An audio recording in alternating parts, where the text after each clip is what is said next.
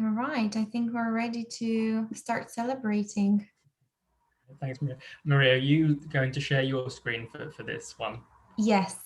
I would just want to maybe allow our guests to introduce themselves and then I will be able to share my screen. Perfect. Okie doke. Sounds good to me. Okay. Oh well. Yes. Good morning, everyone, and welcome to the first of three exciting events that the MDX Works have lined up today to celebrate International Women's Day. So big celebration and happy International Women's Day to all. We're kicking off with our very own Breakfast Club, which is packed with a fantastic menu of guests, and I will allow all to introduce themselves very shortly. And before I do that, though, I did just want to say a big thank you to everyone for actually joining us and actually supporting International Women's Day more widely, which, as we all know, aims to celebrate the social, economic, cultural, and political achievements of women. Every year on March the 8th, I believe, this day is a call to action to help accelerate gender parity. And the theme that we're going with this year is around choose to challenge. And I think that's because without challenge, it's very unlikely we'll see any change. So throughout today, in a series of events that we've arranged, and including this Breakfast Club session, we'll be hearing from a number of guests, and we'll be talking about how we can all help to forge a gender equal world, raise awareness against any bias, and also take some action, which is the most important part of it, for future equality. For those of you who I suppose don't know me already, I hope most of you do, but my name is Jack Timms and I am the engagement manager for MDX Works. MDX Works is the fancy title for the university's careers and employability service. I have to say that I genuinely am delighted as a man to host this first session today, because, as I said, it is about collective action, and I think if there is to be improvements in the kind of the equality of opportunity and equality of outcome, it really requires shared ownership of things, and that's between all genders, races, and ethnicities. And only with that kind of uniformed approach can we, I suppose, see a more balanced future in the world of work and beyond. So I don't want to say too much today. Let's quieten the man for the day and actually hear from some really formidable women who we have on the panel. And also, really importantly, to try and get some students and staff who are with us today involved. And I want you guys to comment and discuss some of the issues that we'll be talking about, and any of the things that we go through. It'd be really nice to hear some thoughts and reflections from our student and staff community here at Middlesex. So I will now take this opportunity to formally welcome our panel of guests. I will allow you all to introduce yourselves, just a little bit about your background and why you're joining us this morning. So if we can maybe start with Marion McGowan. Okay. Good morning, everyone. I'm really excited and delighted, and congrats to MDX Works for organising this. My background is corporate, and my role, I'm situated in the business school, but I work across the university, is to link the academics with that big dirty world outside. And that means working with business, NGOs, policymakers, funders, the whole caboodle. And essentially, my prime motive is to get into the curriculum the kind of issues and subjects that you as students are going to be challenged at interviews. And what more is more important, and I'm particularly passionate about it, is social justice. Jack referred to it, social mobility. Women have the opportunity to raise their game. The opportunities are there, but we have a responsibility in the university to help you to do that. So that's why I'm delighted to be here this morning. Thank you, Marion. And if we can go to Diana Crouch next, please. Hello, and good morning. Very happy International Women's Day. I'm delighted to be here. I am a diversity and inclusion consultant, and I'm also special advisor to the all-party parliamentary group for Black, Asian and minority ethnic business owners. And I'm also national lead for the Federation of Small Business, looking at Black, Asian and minority ethnic business owners and here to talk very much about intersectionality and how being a Black woman actually changes dynamics when we talk about International Women's Day. Thank you. Thanks, Diana. And if we can go to Dorian Wilson next, please. Good morning, everyone. And again, congratulations, everyone. We're here celebrating International Women's Day. My name is Dr. Dorian Wilson. Besides being an academic, I've been at Middlesex since 1993. I'm one of the co-chairs of the university's anti-racism network. I'm also an internationally recognized multiple award-winning diversity expert. I'm still learning. I'm here because I think it's important to get that message across and provide a space where everyone can share insight to their stories. I'm sharing insight to my story. And the moral of the story is we can overcome challenges regardless to succeed. Brilliant, thank you. And finally, Susie Clark. Hey, good morning, everyone.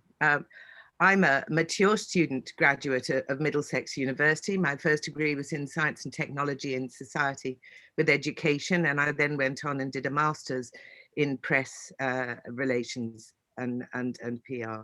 So when I left Middlesex, I went into the charity sector, and I worked for many years as a director for national charities, and including one up the road from Trent Park, Chicken Shed Theatre. And then about 5 years ago, I moved as an entrepreneur into owning an events business. And I'm pleased Marianne used the word caboodle because our company is called Kit and Caboodle Limited. And I'm passionate about the role of women of all ethnicities in the events industry, which, although it's on its knees at the moment, hopefully it is going to come back. And I'm just happy to share my experience. In fact, after this panel, I'll be going into a conference on women in lighting, because lighting technicians are so often, if they are women, they don't have the profile that the male lighting artists have. So yeah, pleased to meet you all. Brilliant, thank you very much all. So yeah, I'll just briefly talk you through the structure of the day whilst we set up the screen share. But essentially the way we're going to work this morning is, as we said, it is a breakfast club. So first things first will be to order breakfast. And what I will ask each of the panel members to do is select their breakfast of choice. And beyond their breakfast, you will find a question, and each panelist will take the chance to just reflect on the question that's been asked from the breakfast item that they choose. The only thing that I will ask is that we choose individual breakfasters on this occasion, so we all have to have food envy, because there's different questions under each one, so it'd be nice to try and get a broad scope of answers across the different question range. So yeah, I think we'll kick off and see who wants to eat what. I hope everyone has already eaten, because if not, this is going to be a painful hour, I'm sure, for those in terms of what's on the menu. But yeah, if we start off with maybe Dorian, what would you like for your breakfast this morning? Avocado dreams on toast, please. Okay, so avocado dreams on toast is asking you, how important is it for women to lift each other up, and what does that mean to you? It's extremely important for women to lift each other up, because where you have collaboration, you have strength, as opposed to one silo voice. You have collaborative voice, you have strength, you have impact. And what it means to me is to celebrate, spotlight, not in a negative way, women as achievers, and to recognize those women that go unnoticed on a regular basis, the mothers, the carers, those with the listening ear for others. And they're not always women with titles. They are ordinary women. Every woman should be celebrated and supported in what they do. Women in the home that is juggling a family, who is working and so on, is multitask. She's fantastic. She's multi-skilled. And it's so easy to take that for granted. So for me, It means to support, celebrate, spotlight those women and thank them for being who they are. Brilliant. Thank you very much, Dorian. Any of our other panel guests have any very, very brief reflections on that one, just in terms of the round of lifting each other up? Just quickly to say that the question is how important it is. I think it's very fulfilling to lift each other up.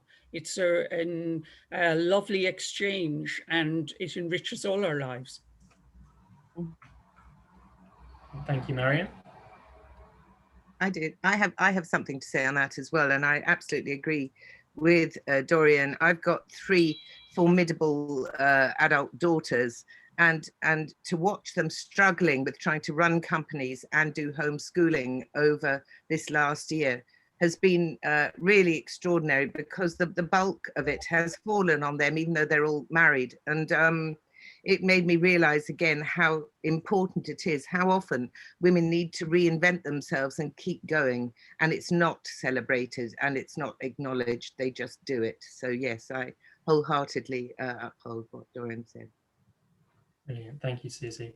And I think it's equally important, even from my perspective, that for men to lift women up as well, because we've got some fantastic women in the team who, at this very moment throughout the pandemic, have been doing exactly that: homeschooling, trying to hold down a full-time job. One member of staff holding down 3 kind of full-time jobs whilst homeschooling 3 children. And I think it's important that we all recognise that fantastic effort that's going in there. And as you say, it's formidable women out there who need to be lifted up by all of us. So thank you very much. If we can move on to the next breakfast item, and I will ask Marion, if you don't mind choosing your breakfast, please. Okay. I tapped on fry up. What happened? Okay, if we can just turn fry up into a live question, please. There we go. So, in your opinion, how do our individual actions, conversations, behaviours and mindsets have an impact on our larger society? Right. I think that even being on this morning with the students and staff and you guys, we're all influencing each other all the time. And whether that's positive or negative. So what we say, how we behave, it's all, but in the wider society, somebody I was very impressed with, and I'll talk about somebody who's very well known, and then I'd like to talk about a colleague. The person who's very well known is Dr. Jill Biden, Joe Biden's wife. And I loved it when she said, teaching is not what I do, it's who I am. And another great icon and heroine of mine is Michelle Obama, who talks about her own personal life and her own struggles. And again, she talks about who she really is, rather than her status or whatever. And I think this gives all of us women the right to be authentic, and how much that encourages and influences each other. And then I'd like to talk about a colleague who works on our campus in Mauritius, and her name is Adila Koda Books. Forgive me if I'm not pronouncing that. And Adila is somebody who did a PhD in the whole issue. She's from Mauritius. She works now on the staff at Mauritius, but she did her PhD on governance and the whole challenge of corruption in Africa and around the world.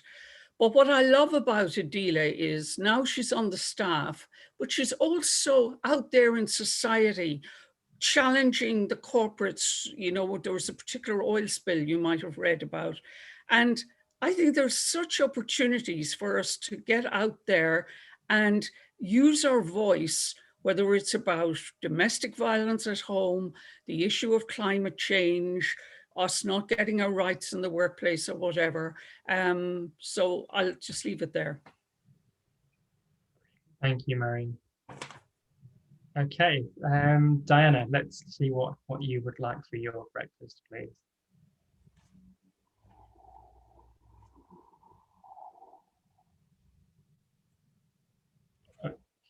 You're just on, here we go. unmute myself and put my specs on. What would I? Let's look at Eggs Benedict. Choice? Eggs Benedict, can you hear me? There we go. Okay, so as we all know, the theme of 2021's International Women's Day is Choose to Challenge. Dana, what does that phrase mean to you when it comes to your own life and career to date?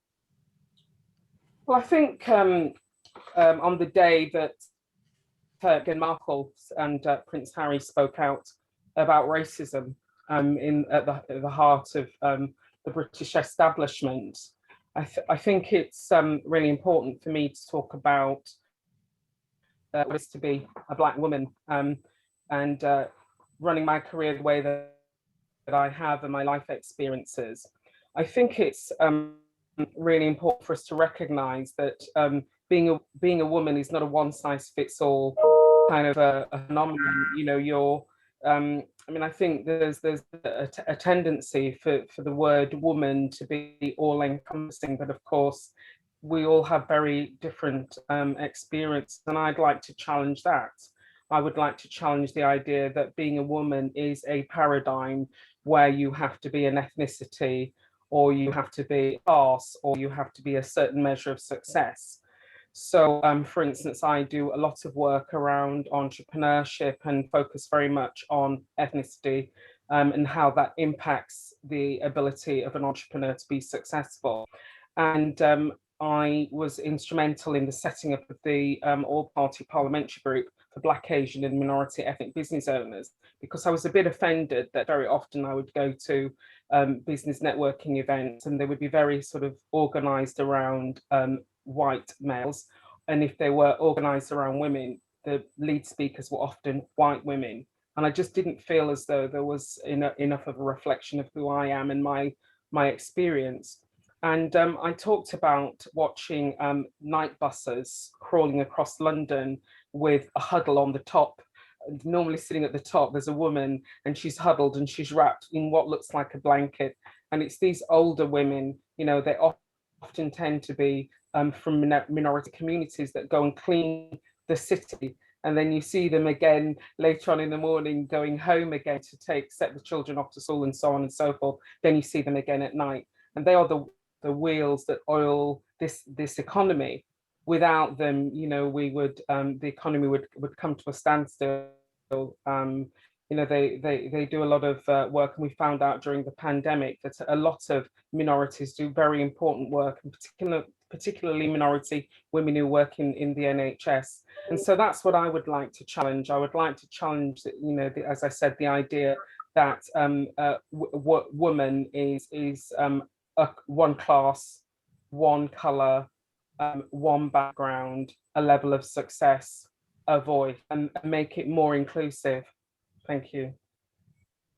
Yeah, thanks, Dana. And really interesting your point around the budding entrepreneurship side of things as well, because it got me instantly thinking, are we practicing what we preach within MDX Works around supporting young women to start up their businesses? And it instantly gave me memory of, we have a student startup program called MD Accelerator, and our very first winner of our MD Accelerator program, which afforded the student an opportunity to pitch for some seed funding, was a very young Black woman. And it's that type of moment which we can, you know, actually think, yeah, we are practicing what we preach. We're making sure that women do have the opportunity, and as you say, that beyond just their gender as well. So thanks very much, Dana. That's really, really useful to share with us today. If we can then, just finish off the breakfast items. Susie, what would you like for breakfast, please?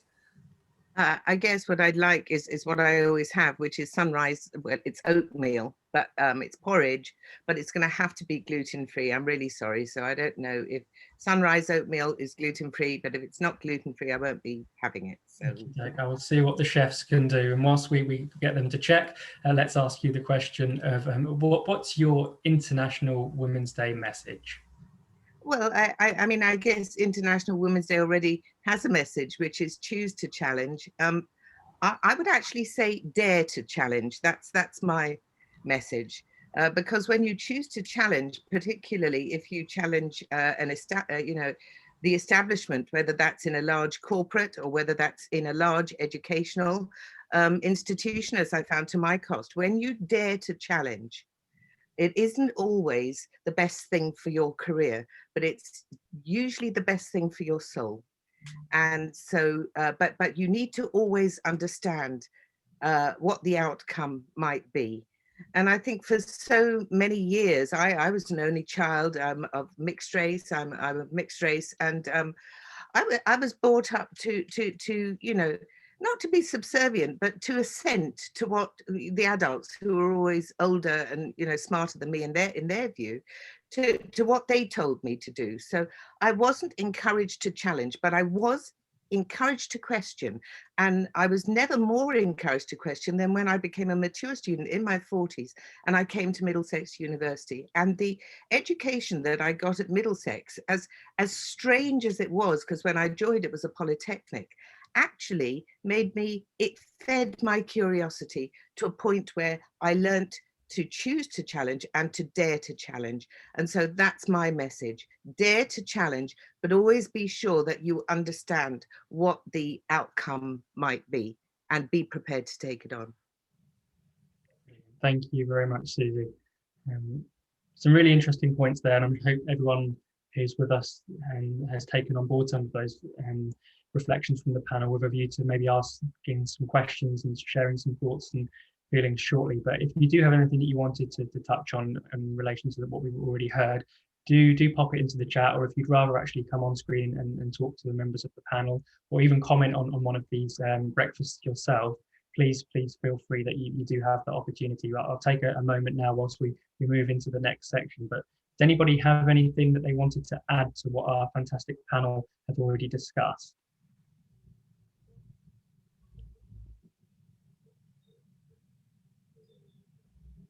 Not at the moment. Okay, they must have already eaten. It's okay. We'll hopefully the next one doesn't involve eating, so we'll get some reflections from our guests on this next area. So, yes, this next part of the morning session is actually going to look at the campaign itself. So, as we know, Choose to Challenge is the theme for this year, and throughout the country and beyond, we've been seeing social media pledges with a mixture of men, women, who are saying what are they challenging this year in relation to you know, gender equality, and ensuring that is a possibility as we move forward. And what we did last week and in the weeks leading up to this event is try and gain some submissions from the Middlesex community to see what are our community challenging this year and beyond as we move forward through 2021. So we're going to have a little look at those submissions from the individuals who have been very kind enough to submit.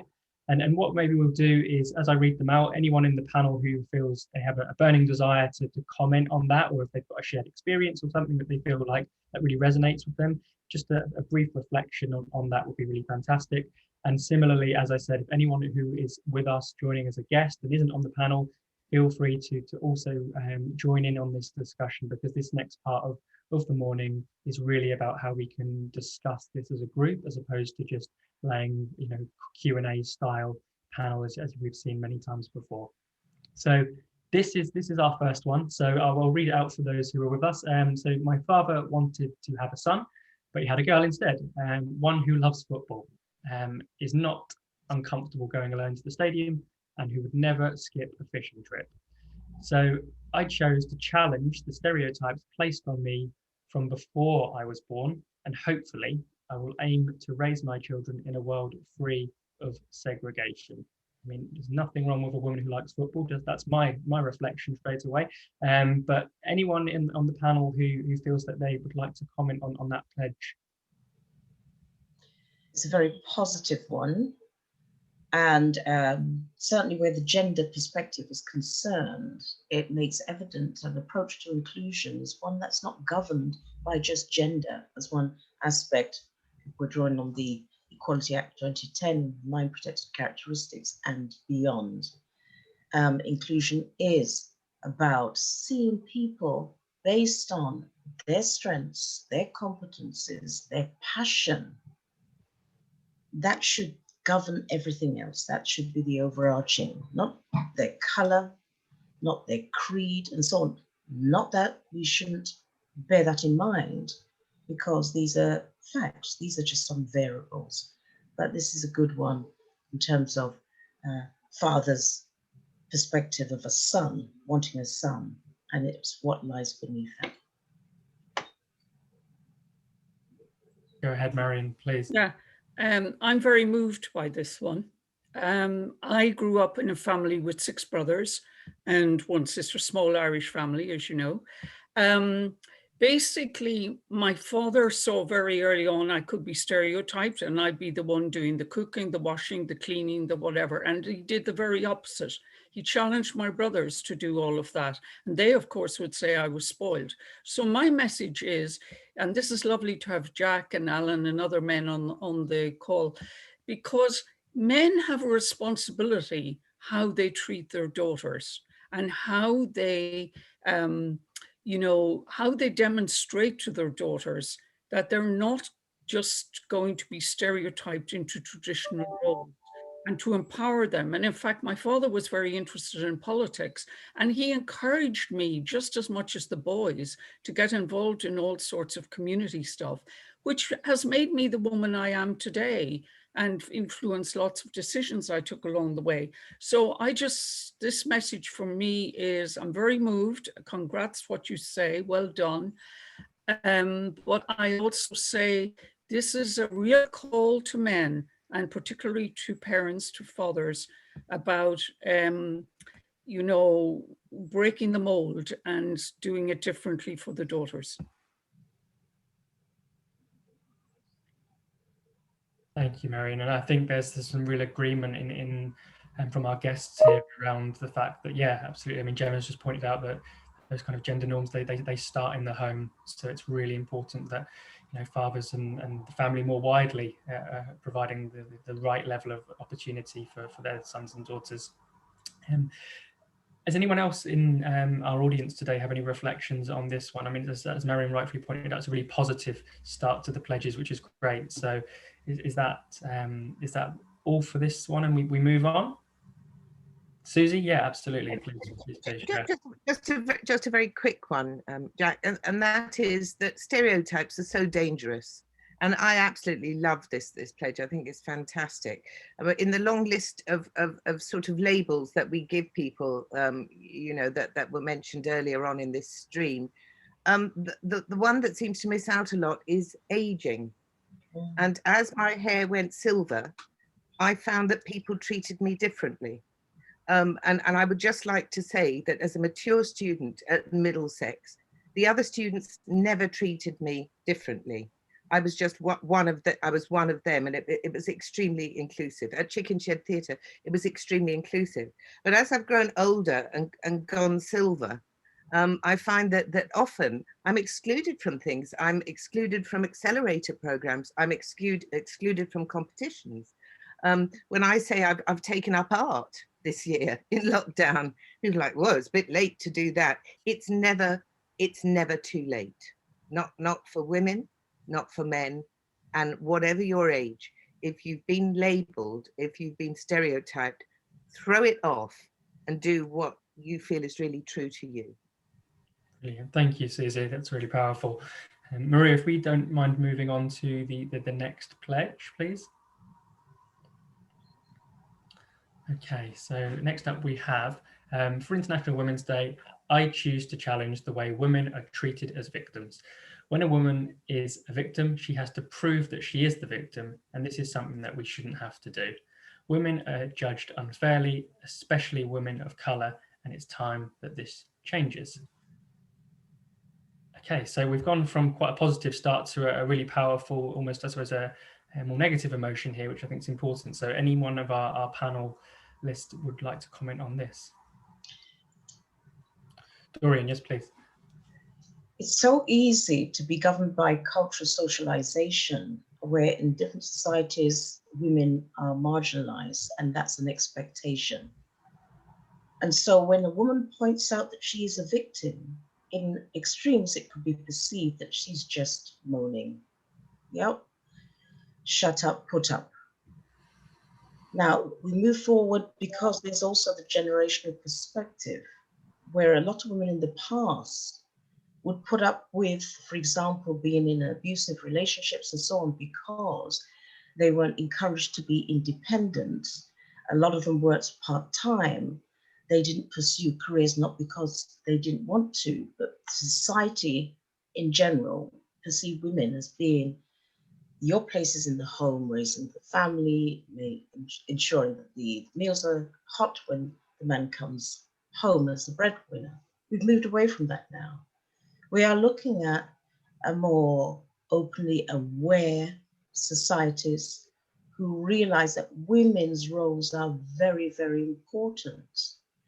And also, we as women must take control and not give others our power to then label us in this negative way as victims. We don't need to be victims.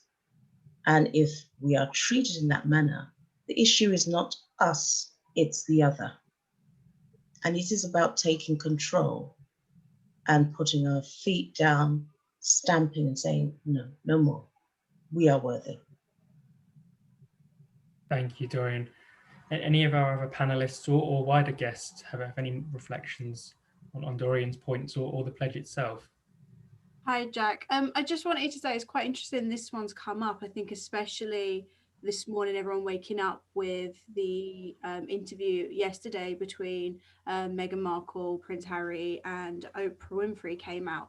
And I think that, I mean, I saw a snapshot of, I think it was the Daily Mirror's online page, and every article was about Meghan Markle saying that she expressing her feelings, her concerns and how she was treated. And the kind of response that it was her claiming all of this, and then the whole article was then disproving it. And I think it just really goes to show that because she is a woman of colour, she is American in the British royal family, and she's talking about her negative impact on it, everyone is now trying to justify the way she was treated. And I think that's the wrong approach. It should just really be accept how she was treated and then look for solutions so this doesn't happen again, because I feel that it probably will happen again if it's not addressed. Absolutely. Yeah, that's such a fantastic example, Gemma. I've been thinking exactly the same. Every time I see hopefully there's no Piers Morgan fans out there, that annoying individual Piers Morgan spends his whole day at the moment citing how Meghan is the nightmare of the UK, and everything that she says is made up, and she's just fame hungry, is pretty much Piers Morgan's take on things. Whereas, as you say, nothing will change if that's the thoughts that people take towards an individual who's clearly had quite a torrid experience in the UK system. Any other thoughts from panelists on Gemma's points or the pledge, or do we want to move on to the next one, being mindful a little bit of time, Maria? Quite a few to get through here. Okay, so I challenged cultural norms by becoming the first woman in my extended family to travel abroad to study and work on her own. I think I might even know who this individual is. So what a fantastic thing to do. And any of our panelists have any thoughts on this? Dorian. Again, back to cultural socialization, which I say is our guiding principle. It's the lens that we never take off. And again, from a societal perspective, if within that culture there is an expectation that women play certain stereotypical roles and are not expected to be independent, to be challenging, to take risks in this manner, then of course there's going to be a mismatch and perhaps in extreme some resistance. But I celebrate women like this that can step out of the norm to explore the self in context, to grow and to achieve. Thank you, Dorian. And Diana, given some of the work that you do in this area, is this something that has provoked any thoughts for you? Well, I was actually thinking about it on a personal level, because when I first went to university many years ago, I remember the outrage in my family that I wanted to travel abroad alone. And in those days, you could buy a student rail card and just travel around Europe. and I felt as though I was being accused of going away to, join some sort of underground criminal gang, because I wanted to travel alone and just experience what it was to be out there. And it was very frowned on, because I come from a very conservative African Caribbean background, and I hope things have changed. I mean, certainly for my daughter, they have. Because as soon as we are out of lockdown, she'll be out of this house like a bat, I'm sure. She'll be straight out there to experience everything that the world has to offer. I mean, I suppose the one thing that I would say is just my anxiety around security, because we know about gender-based violence, and the fact that it's still decades after I went to university. The amount of sort of minimization of violence against women, the lack of resources for women that are trying to get away from violence. So I do have, as a mum, some anxiety about my daughter going out and wanting to travel the world, but certainly I'll be there to support her. And I think, for every woman, every young woman coming out of lockdown, I think we should all get a year off to go and travel around the world. I mean, that's perhaps my perspective on that. Culture and challenging cultural norms, is that I think we all need to get out and experience what the world has to offer at the moment. Thanks very much, Dana, for sharing that personal experience. And yeah, here to everyone having a year off to travel, and particularly the mums who have been homeschooling on the call. I'd like to actually be quite raw and say that was actually my pledge. And this is exactly the story of my life, so to say. So I come from a conservative Middle Eastern family, first of my family to travel and study abroad, and it was a battle. It was people being outraged that I was an married woman going out there in the West, and everyone thought, how can she go by herself, with the impression that I am gullible, that I'm naive, that I'll be easily tricked into stuff. So this is experienced by many women, and you could be studying with these women and have no clue that they're going through such a thing, and holding quite a strong face when they're really battling. And I think this is particularly true for people from, third culture kids like myself, being raised in different countries and having your parents from a different culture and different way of upbringing. And it's an inner conflict and a constant battle. And it goes to show also, it kind of goes to the previous point of supporting each other. I think we can do a lot of that. And I will call Marion out, because, when I was going through the situation, Marion was one of the rocks I had at work.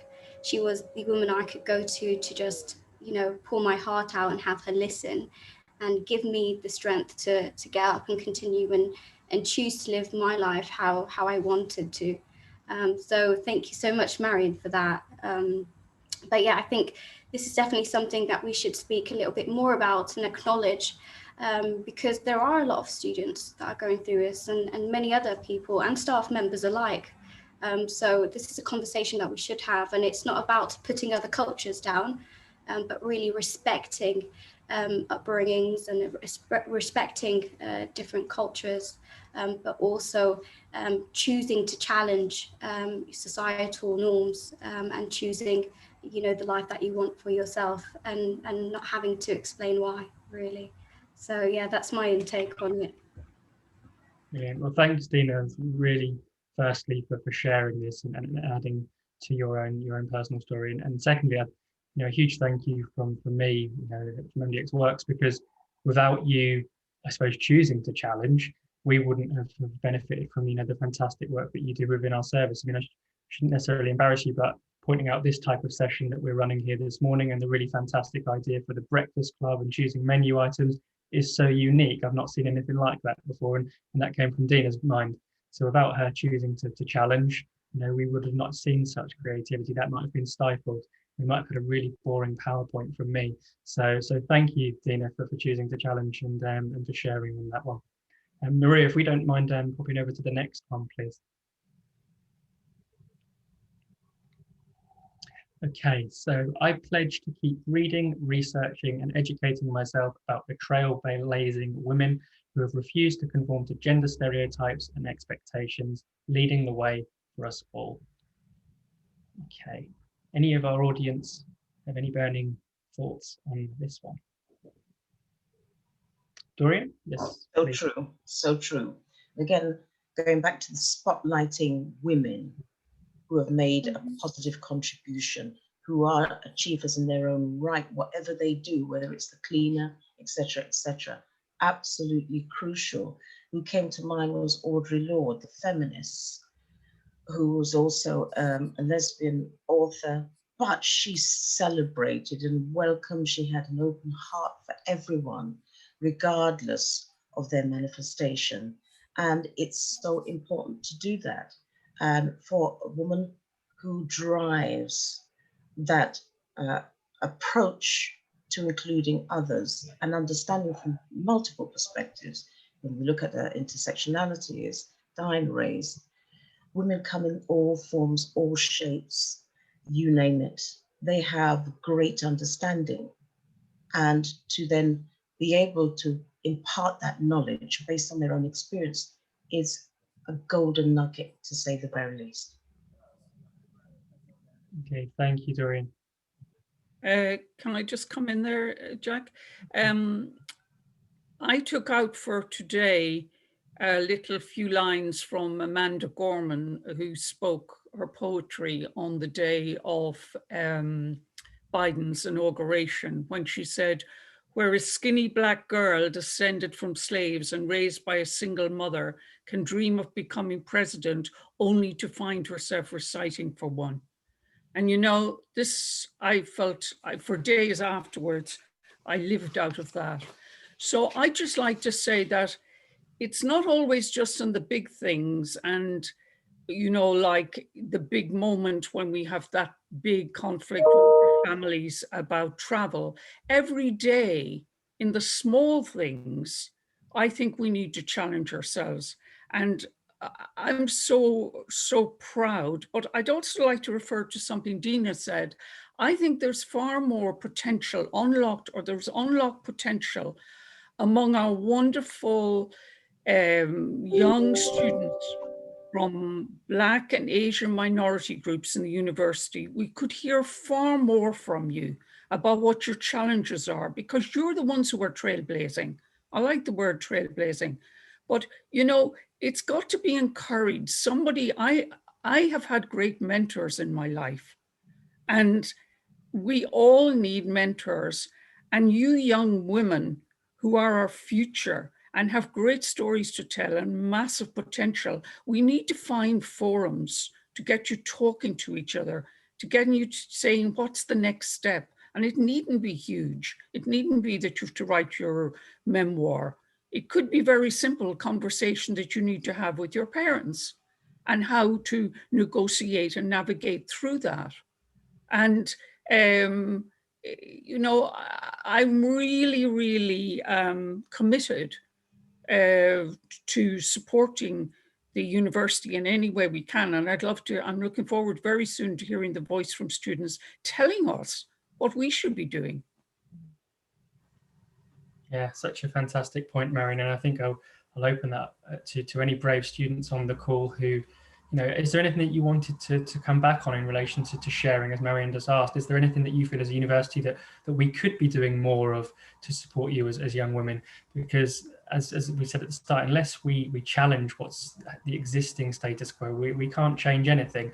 So if you don't feel comfortable, you know, talking about it on the call today, that's absolutely fine. I understand that. But even if those student trailblazers on the call want to add something into the chat, what we can do as a service and as a wider team who are with us today, we can take that away and try and follow up with you so we can get you the right kind of support that you feel is missing at the moment. So yeah, if anyone's brave enough to speak, you're more than welcome. I'll hold for a second, but if not, do have a little think about popping something into the chat, because I know Marion, for example, would love to take that away and have a chat with whoever has to share that reflection.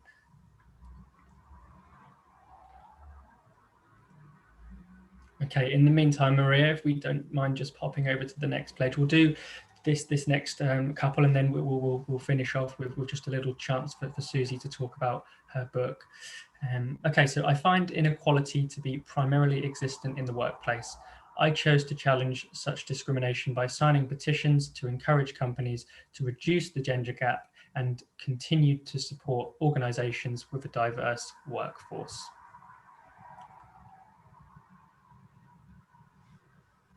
Who in our panel or audience would like to touch on this one? Sure. I'm a mentor for students in Middlesex University, but Dubai campus for law students there. And you know what? It's appalling that we're reading this. One of the things, you know, in my experience is one thing I've took an oath of myself is that we rise by lifting each other. You know, it's a lot of time we talk about women and female rivalry. And one of the reasons is that, you know, when there's a position, there's normally like, you know, 9 for male, because that's the bias that we have in the region. And then there's 1 for female because we have to, you know, fill in the quota.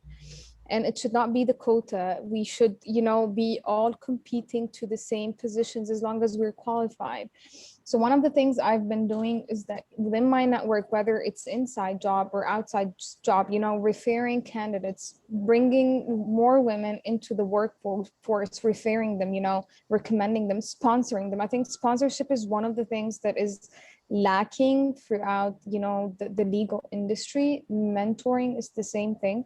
And it's one of the things, you know, if we want to bring, you know, change the culture, change the mindset of the students, but also employers, mentorship is one of the key things that we need to work on, but also sponsorship. Sponsor those students to, you know, to positions, to events, to awards, nominate them to a lot of things, because that's what we need to do to each other. We rise by lifting each other as females, and also made allies. I think I was lucky at some point of my career. I had someone to sponsor me, you know, trust their instinct to bring me on board on a position, you know. But if I told you the story of, you know, the interview process, I had 6 male panelists, and I was asked questions that, as a multinational, that shouldn't be asked. Like, you know, do you plan to get pregnant? Do you plan to, you know, to get married? And if you get married, do you plan to have kids? It's like, these are not questions about my qualifications as a lawyer. These are questions about my gender. But I was lucky that the hiring manager wasn't that. So when I sat with the hiring manager himself, he said, like, you know what, I trust you. And the first year I had to challenge the stereotypical image of my workforce, because it was 95% male, and I'm one of the very few females in the floor, but encouraging people to talk and be more vulnerable. And, you know, by years, you bring more females onto the workforce and people are more lenient to the idea. So it's, I think, baby steps that we're taking rather than, you know, challenging the entire idea. It's baby steps that each and every one of us needs to take across their community, across the people around them, to break that kind of stereotypical image of females and gender stereotypes. Because to be honest, choosing, regardless of what the choice is a human right. And it's funny that we're talking about human right in the 21st century. Whether she chooses to stay at home, whether she chooses to have a career, whether she chooses to travel, such as Dina and Diana, that's a choice and that's a human right. And we need to, you know, encourage them to have their choice rather than challenge them with their choices. Yeah, absolutely. Thank you so much, Yusuf, for sharing that, and then very eloquently put as well. So really appreciate you feeling that you could speak up on that. That's fantastic. Any of our panel wanted to add to what you said? Dorian, I'd like to see your hand up. Just reminded me of my critical learning experience, which has enabled me to be who I am today, the educator, trying to, as much as I can, nurture recognition for women, in particular Black women, not exclusively so. And the critical learning experience that I refer to is my experience at school. My first exam, my predicted grades were A's and maybe 1B. What I got was 1A, no B's, and so on. I decided to challenge that by going to the head teacher's headmistress office. That was what they were called those days. And I knocked on a door, and she opened and asked me, "What?" in that manner.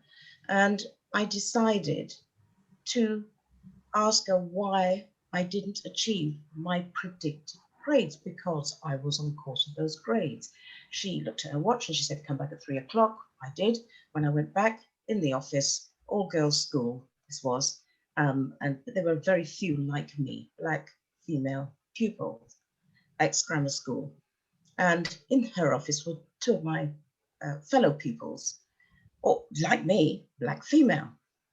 One straight A student, the other also a very good student. They had unclassified grades. They didn't even get a grade. And like me, they were challenging those grades. And instead of responding to our questions, she asked us the question, what do we each want to do when we leave school? I remember saying, maybe lawyer, maybe teacher. My colleague, Dothley, said, I want to be midwife. Angela said, a barrister. And she said, oh, no, no, no, no, girls. She lowered her glasses and she said, those are called professions. They're not for people like you, but I can tell you what I can do for you.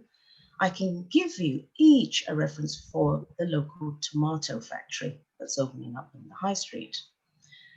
I did tell her to stuff not the tomatoes, walked out, taught my way to college, and I still remember that critical incident everywhere I'd go.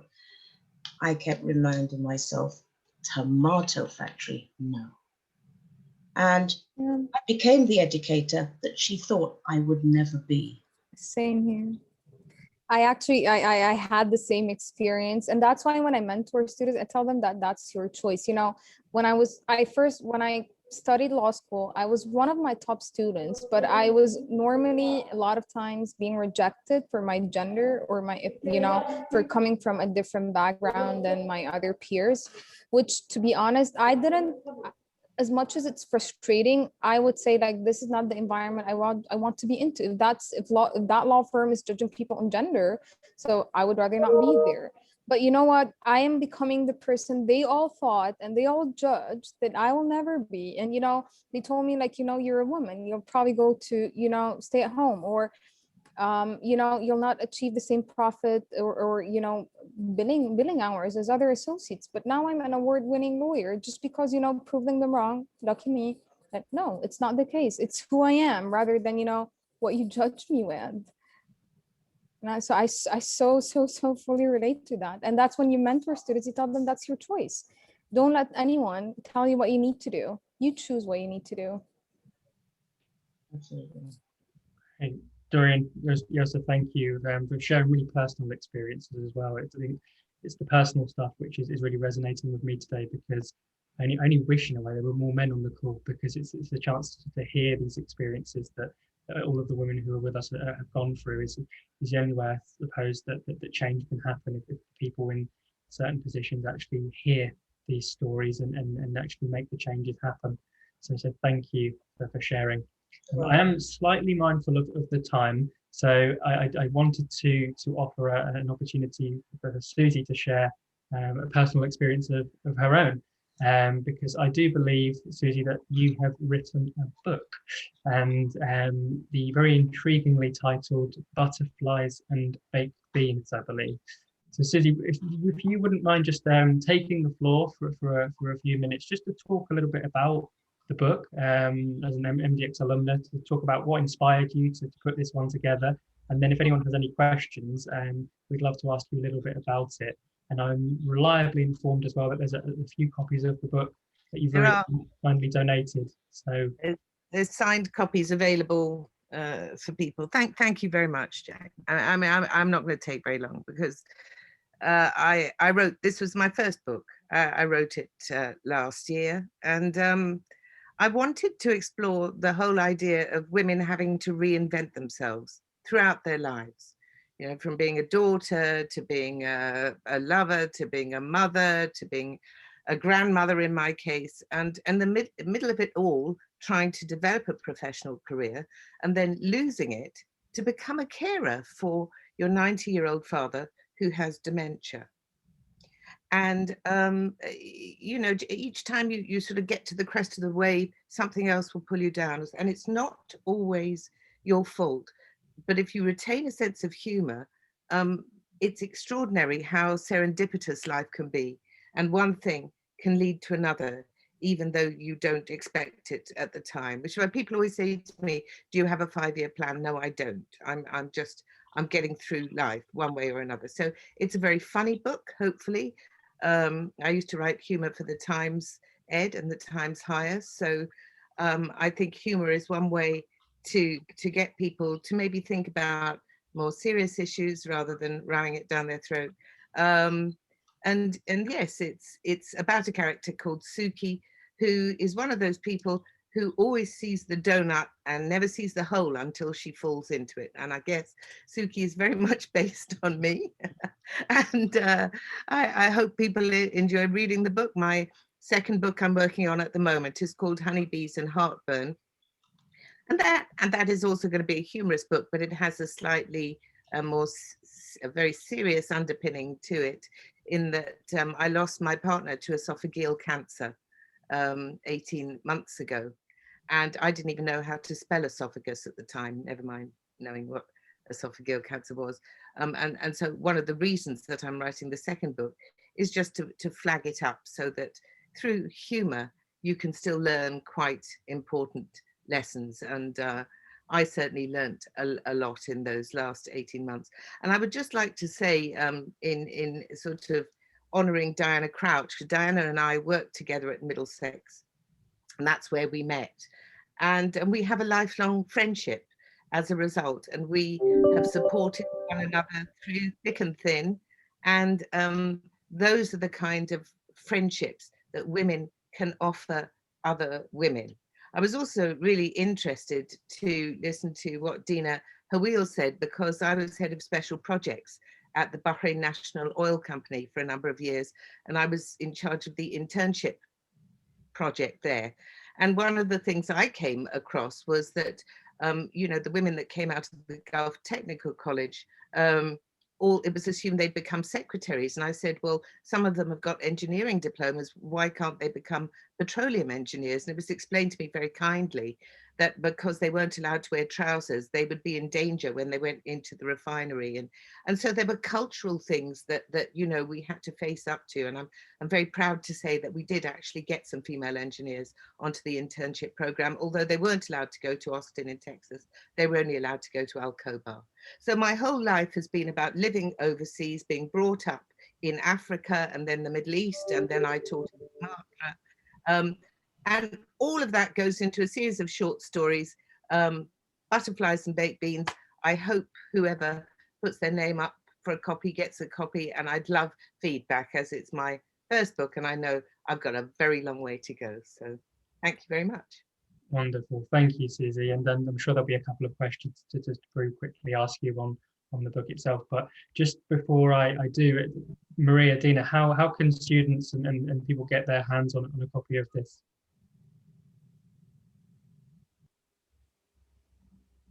We do have a few copies available. I think, Maria, do you want to give more details on the logistics of that? Yes, of course. So as part of our competition with the submissions for the Choose to Challenge campaign, we are going to send out some of the copies with a personalized message from Susie, a signed copy. So I'm really looking forward to sending those books out. We have 8 copies of those. We've already assigned a person for each one of them, but if anyone wants a copy, I'm pretty sure you can let me know, and we can get in touch with Susie and arrange something. Great, thank you. Does anyone have any questions for Susie about her book? I know I've got one based on the research that I did, but I'd rather open it up to the audience first. Okay. So yeah, this was just me being nosy beforehand and trying to find out a little bit more about the book itself. And I read that you said this was back in November 2019, that the book is for anybody who is trying to cope with rapid technological change is something that it would be quite useful for. So I suppose it's a 2-part question. One, do you now need to write a sequel because we've really accelerated the technology since then? Now we're working from home and being online so frequently. And secondly, has that changed in any way since you wrote the book? That's a great question, Jack. Thank you. I mean, in order to write the book, I had to go on a digital marketing course. So I did a digital marketing diploma to ramp up my own skills in marketing and in self-publishing. So that was really interesting. I'm a lot more confident now, having had to work from home on Zoom for the last year as the director of Kit and Caboodle. And I think I would just like to say that the technology expansion this year, as a result, being forced to do it through lockdown, has actually been in a lot of women's favour, because it's proved that you can still do a very good job and you don't have to cart yourself into central London every day and then pay a babysitter to pick up your children or your grandchildren or whatever, that you can be productive and sometimes more productive, but through the use of technology. Yes, the astute use of technology. So I would say yes. I'm a bit of a Luddite. I've got an Apple Mac and a Hewlett Packard, and I sort of jump between the two. I write onto the computer, and I will still be needing help to publish. It's very difficult for an older woman like myself to find an agent, but I am going to publish, and I will market my own book. Unfortunately, the marketing, which was going very well, hit a brick wall when we went into lockdown, and I had 5 talks cancelled as an author. But I'm not going to let that put me off, and it shouldn't put anybody else off. Technology, if you're not frightened of it, is empowering. Absolutely. Thank you, Susie. And then we're always really keen to offer students an opportunity for a small project to help with marketing, website build. So if you need any student brains and minds working on a little marketing project for the book and then the sequel that's coming out, yeah, do get in touch with us. I'm sure we could package something up for those who have been intrigued today and beyond. I'd just like to say that I launched my first website in order to talk about the book as well. And ironically, for International Women's Day, I cynically called it Shakespeare's Auntie, because I felt that, you know, behind every successful man, there's usually a woman doing the unsung work. And, you know, for all we know, Shakespeare's Auntie had a whole wealth of plays in her head. She probably gave Will half the plays while she was washing his tights and his booties, you know. So Shakespeare's Auntie, I'll put a note for it on the chat, and do have a look at it. Great, thank you. Okay, so we're slightly overrun, but I'm glad we have, because it means that we've got so much to talk about. Just wanted to open up finally, is there anybody else on the panel or in the audience had anything else they want to discuss for breakfast before we kind of close and reference what we've got coming for the rest of the day? Marion, sure. Just quickly, I'd like to say to the students, particularly after listening to Susie's wonderful personal story and professional, please join the societies and the clubs at the universities. You women, that's the place to practice your voice.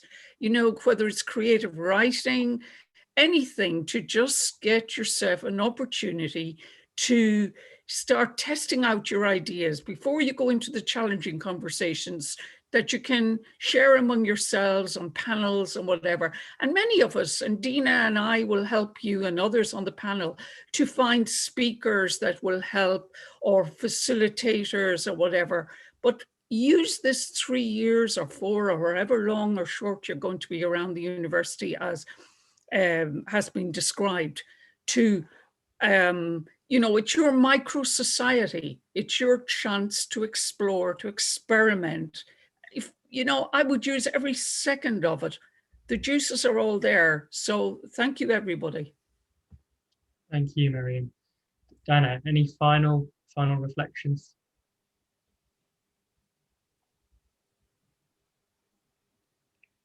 Not sure. Diana, did you have any final reflections? Don't know if You're on mute. Diana, you're on mute. Sorry. Here we go. Yeah, I'm just taking a quick look at Susie's brilliant website and laughing at the cat. A brilliant website, Susie. Thank you. Well, I'm really glad that I came along to this session today, because I'm at a critical, busy point in the work that I do because of COVID. Because of the COVID situation with business owners at the moment. And I was thinking, oh, well, I'm really busy, I don't have time. And I'm so glad that I've taken this time to think about where I've come as a woman and to listen to the stories that are being told today, because very much they're my story. They really did resonate, and I thank you. And I think, you know, whenever I spend any of my time professionally, I get a lot out of it professionally. Not often do I get as much personally. So thank you to you all for sharing. Yeah, thank you, Diana. And I know Dorian had to head off for teaching, so I'll say a big thank you to Dorian in her absence. And Susie, any final thoughts from you? No, I'm just smiling at one of the pictures of a lovely lady with a gorgeous baby who I think he's just about to kick off. But how lovely to see you there. And, you know, good luck to all the women who are doing their degrees. It's well worth it, and hang in there and just help one another along, and you'll all benefit it mutually, I think. So well done, everybody. And thank you for inviting me to speak today. It's my pleasure.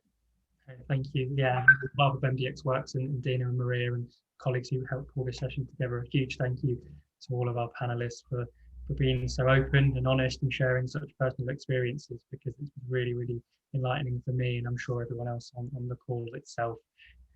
We have got a few other bits and pieces planned today. I will just reference what's coming up. So if you are interested in seeing some more formidable women, we've got more for you. So at 12 o'clock today, we have an afternoon talk, and we have the first Emirati woman to graduate from Harvard Law School, who's coming to share her passion for empowering women. That's a bite-sized talk. It's just going to be, 10-15 minutes of talk and then 15 minutes of Q&A. So if you wanted to join us over lunch, that one's coming up at midday. And the details we can pop, and Maria's already done it, she's on it in the chat.